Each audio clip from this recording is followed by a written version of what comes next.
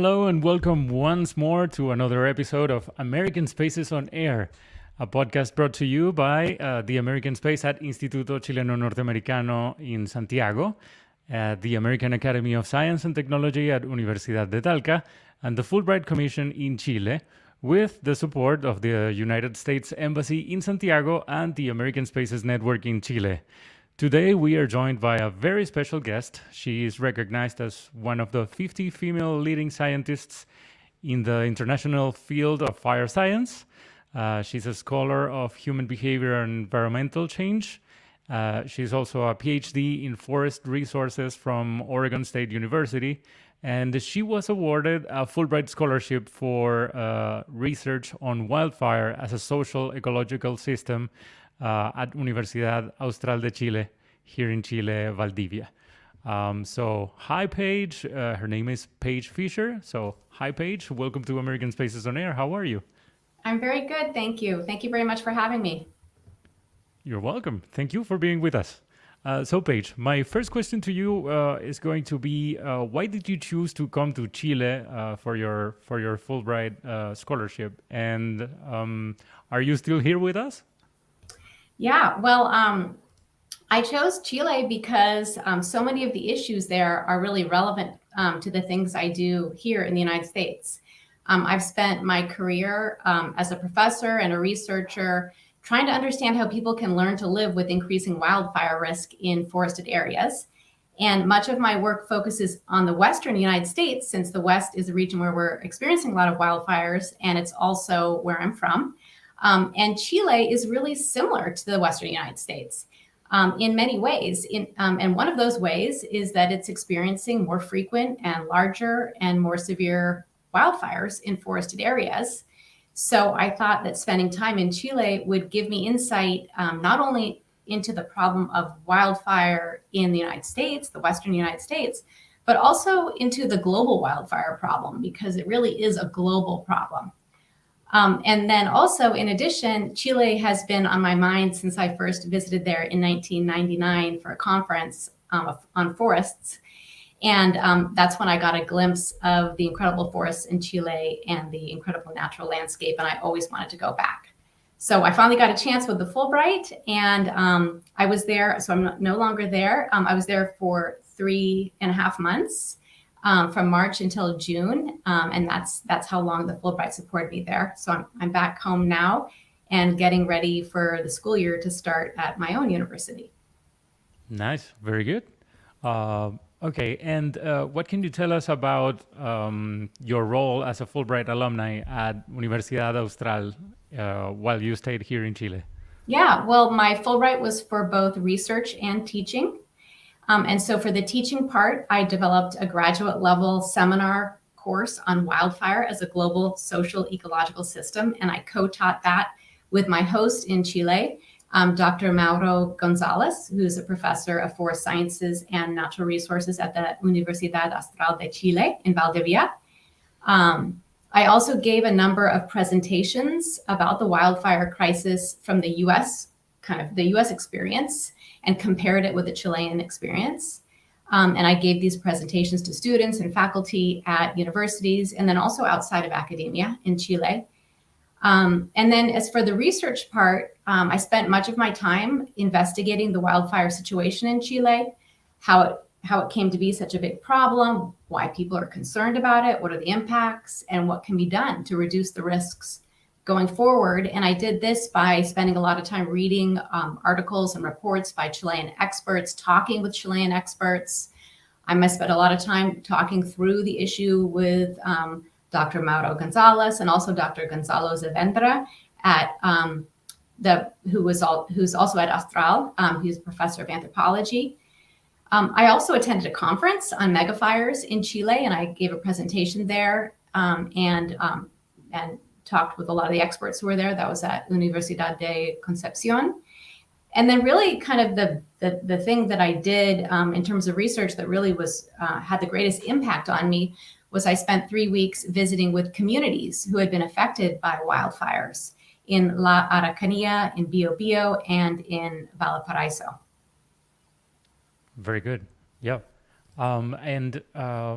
Yeah, I mean, Chile is a country that's been suffering from wildfires more and more with the passage of time. Last year, we even had some wildfires that were so intense that the smoke got to the capital here in Santiago, and we saw orange skies similar to those in New York City this year because of the same problem.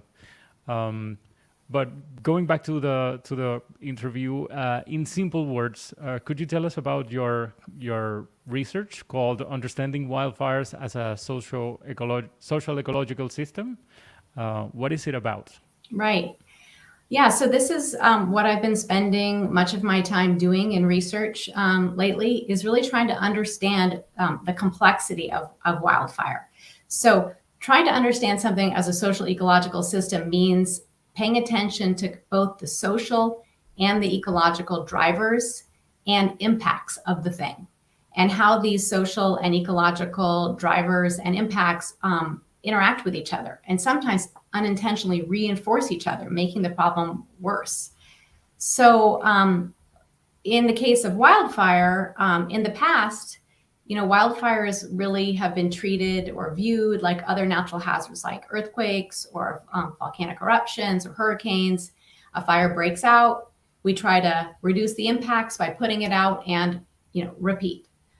But these days, we're really realizing in the United States, around the world, in Chile, that in many places, wildfires are really becoming an intractable problem. So one that's really defying our ability to manage it through wildfire or through firefighting alone.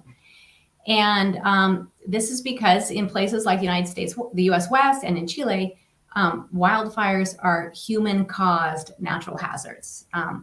And through our behavior, we're making fires worse on a lot of different levels. And sometimes our very efforts to reduce the risk of wildfire actually increase the risk, make it worse.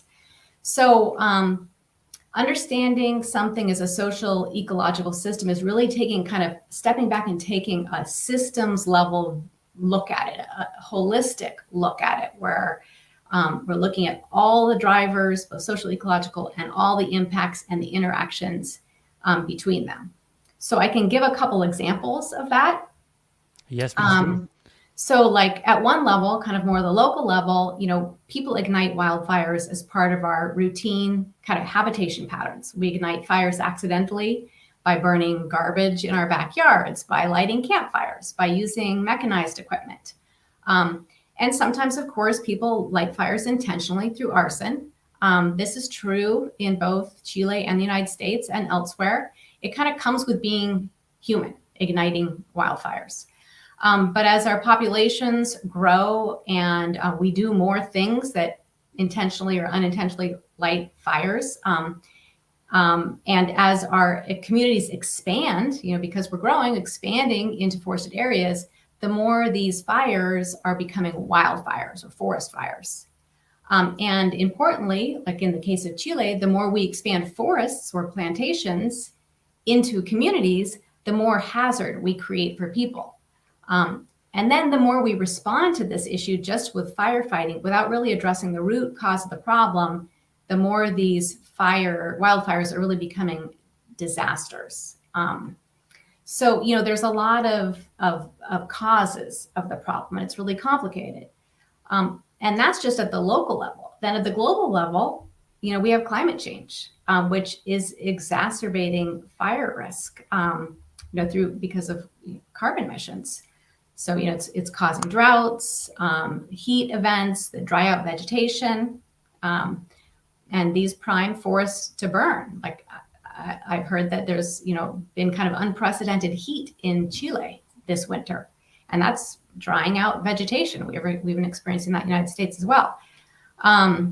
So, again, as communities expand into forest areas, and the more we expand forests or plantations to communities with these really flammable conditions caused by this kind of global problem of climate change, at the local level, we're having, greater risks. So that's kind of an example of, you've got ecological influences, you've got human influences, you've got stuff going on at the global level and the local level, and it's all kind of interacting to make the problem worse.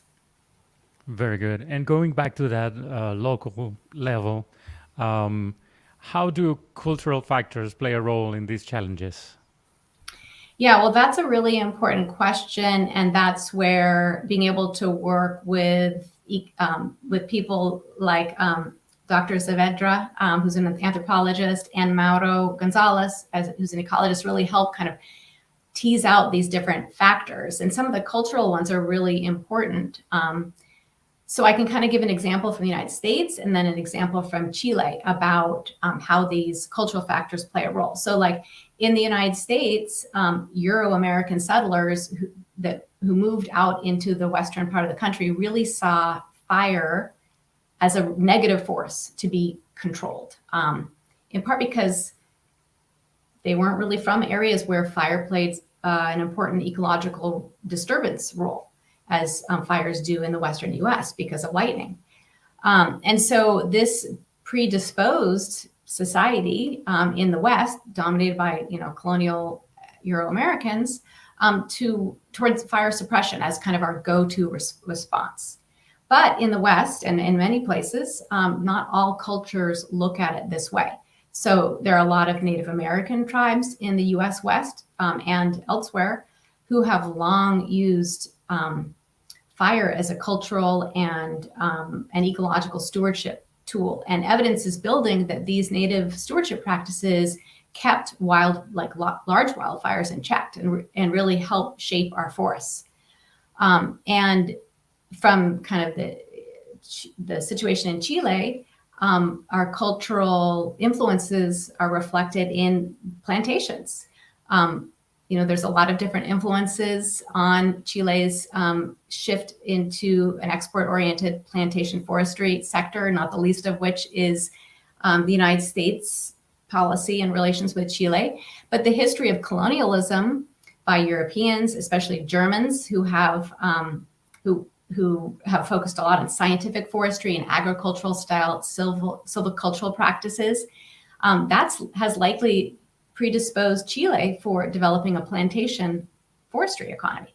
So there's a lot of really important cultural factors to look at especially when we're trying to step back and look at wildfire as holistically as a system.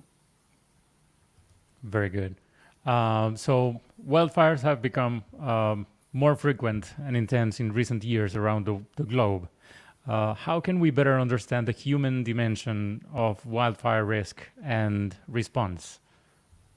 Well, I think that taking the approach that I'm describing here, of looking at it as a social ecological system and identifying all the human drivers and the impacts and the ecological drivers and the impacts and how they can interact and kind of reinforce each other, both intentionally and unintentionally. I think it really, gives us a tool to be able to look out into the future and think about the unintentional consequences of our present day decisions. This kind of helps us do thought exercises to think, if we make these decisions now, what might we have in the future? And I think that, in Chile, we can kind of see, looking at it historically, but also looking out to the future, we can see how the drive to become a competitive global economic force through the development of an export-oriented forestry sector and the expansion of plantations of exotic species, some of which are flammable, like radiata pine and eucalyptus, it's created, a real intractable kind of fire problem now. And we're looking out to the future and thinking about, well, what's going to happen with climate change? Like how are heat conditions going to change? How is precipitation going to change?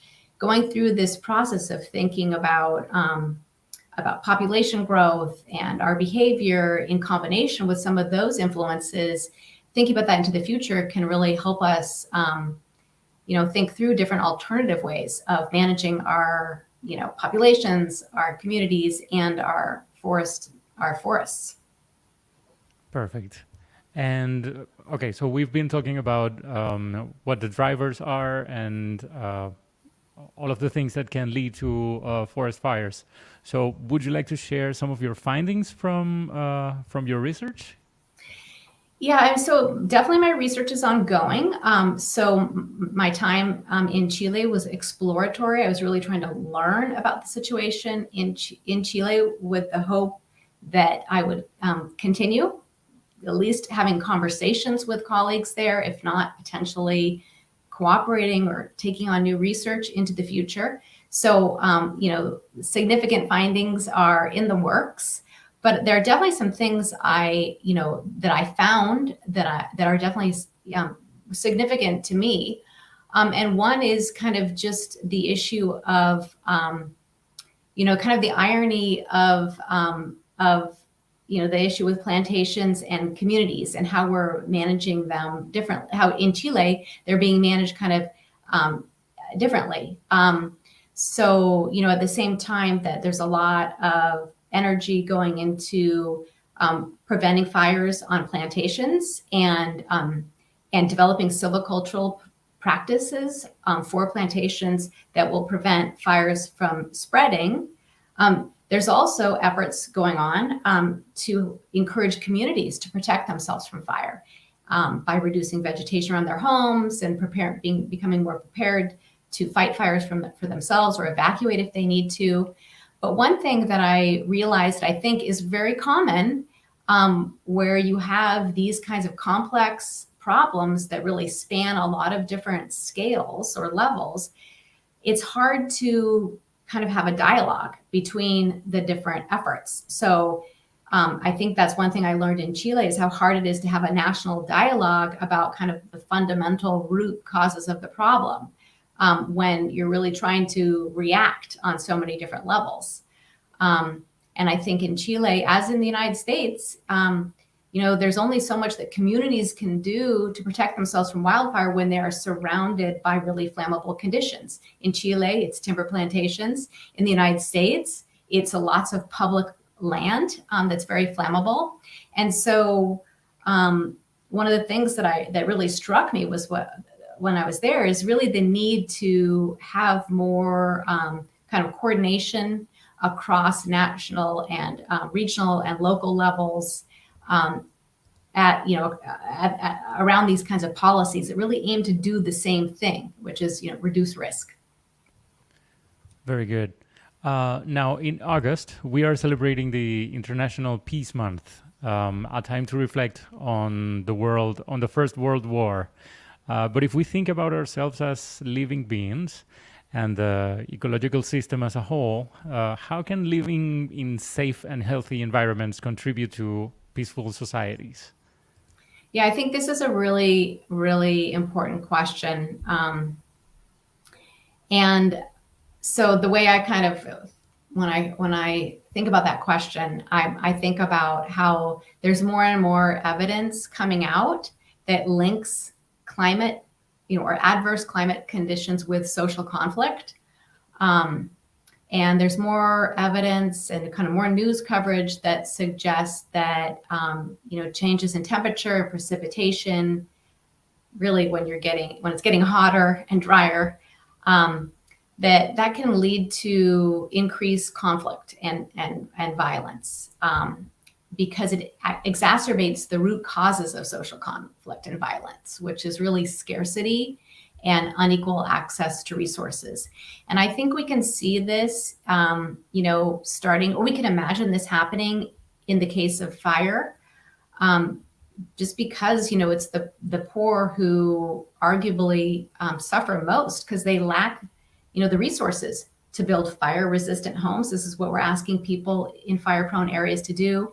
We're asking people to improve their communities, to protect their communities. Well, that's really hard because it requires resources that some communities, poorer communities, don't have. It's harder for poorer people to move out of harm's way, to relocate, to migrate, and to rebuild. It's hard for people with fewer resources to rebuild and recover after losses.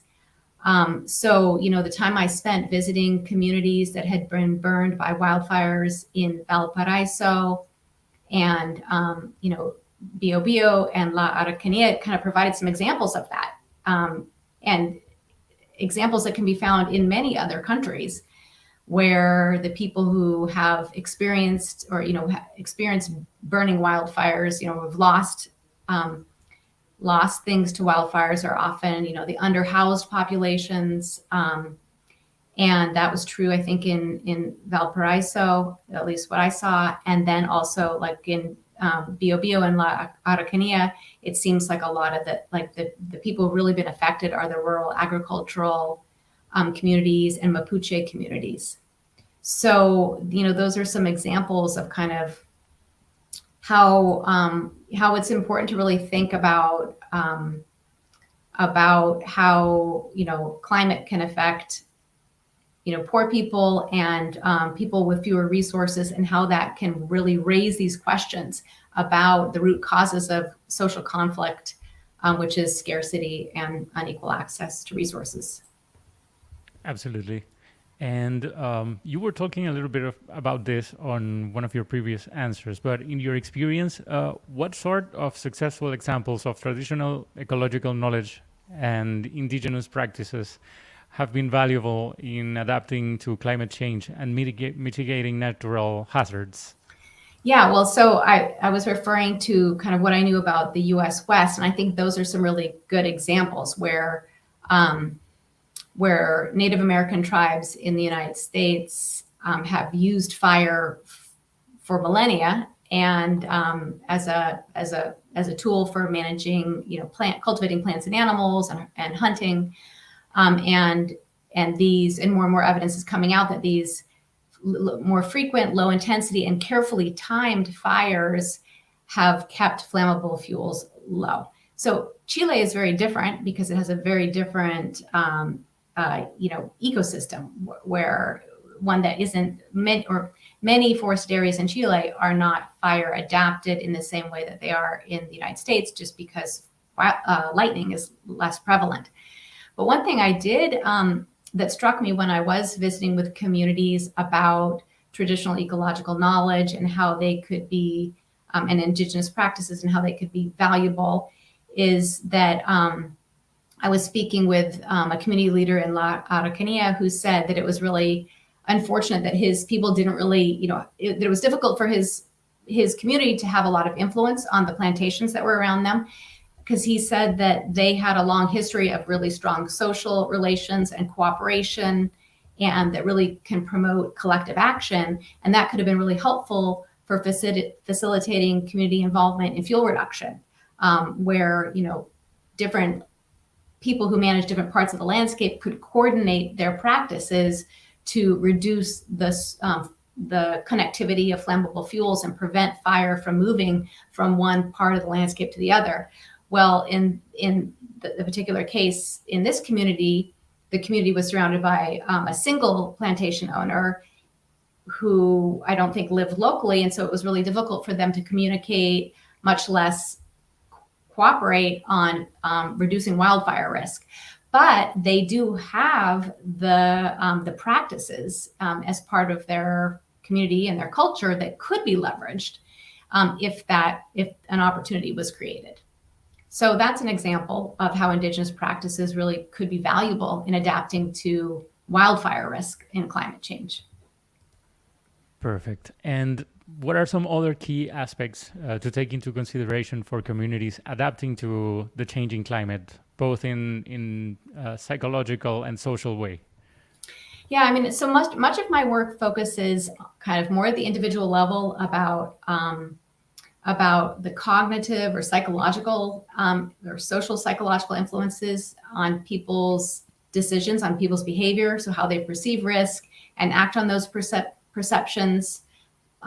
So I think that's all really important because it really helps us understand how to design policy that targets individuals or households or communities, because it's really important to know whether people, just aren't concerned, or whether they just don't perceive the risk, or if it's a matter of not having the resources.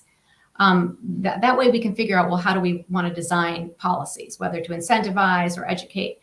But I also think it's really important to pay attention to kind of the broader structural constraints, like I saw in Chile and that I know exist in the United States, where if a community is surrounded by plantation forests or public forests, and they can't have any influence over the fire risk conditions, then that's really going to constrain and kind of depress their motivation to do things in their own community. So I think that just really kind of having a more coordinated effort of paying attention to or considering the psychosocial motivations as well as structural constraints on people's behavior can really help us think about kind of the options for climate change adaptation and what policy can do. Perfect. I would also like to ask you, what steps can be taken to ensure equitable outcomes for affected populations and to address the concept of what they call climate justice?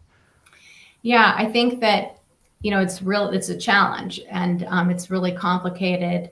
And I think, so one thing is to really think about or have a better understanding of who is being affected, like who are the more vulnerable populations with regard to any given hazard, and how can we design our policy and programmatic responses to a hazard by really prioritizing those groups. So, in Chile, like I said, I spent some of my time visiting communities that had been hit hard by recent wildfires. And as it turned out, Biobío and La Araucanía, I realized, are regions that have lower income levels compared to other regions in Chile. They are higher proportions of kind of rural population, higher proportions of original peoples population. And so, and there are also areas where plantation forestry has been expanding in recent years. So, paying attention to kind of the socio-demographics of the areas where the hazards are really seem to be, getting worse is a really important step, because that way we can think about how we can design policy and program to really, focus on those groups and try to, protect them or give them the resources so they can protect themselves first. So that's one way to think about how we can kind of address the concept of climate justice as we respond to these natural hazards. Very good. Okay, I have one final question for you, Paige, and it's how do you think policymakers and urban planners can better integrate human dimensions research into their decision-making processes to create a more sustainable or resilient cities, especially considering countries like Chile that may have a higher exposure to different types of natural disasters like wildfires, tsunamis, earthquakes, etc.? Yeah, well, I think that some of this is being done in Chile. Some of the colleagues I met there are thinking along these lines that I guess are my answer to your question. And that is really engaging communities in planning processes and deliberative policy making. I definitely heard that there is a lot of attention to that in Chile. I mean, there's a lot of the nuclei research centers, the roundtables. There's a lot of effort being placed on doing that. And I think that that's really critical because that's how one learns about the more vulnerable populations. That's how you learn about the kinds of levers that policy should be targeting, in terms of whether people need education or incentives. And so I think the idea of participatory policy making, and Chile is really been a really good example of that in recent years. Participatory policy making, civic engagement at all different levels is really critical for moving forward, because we're really, there's so much to learn about how people are being affected by climate change and by these natural hazards like wildfire risk. And so one of the best ways to figure out who's being affected and how is really by engaging with them and learning from them. So that's one kind of avenue. Absolutely. And that engagement will eventually get people on the same page.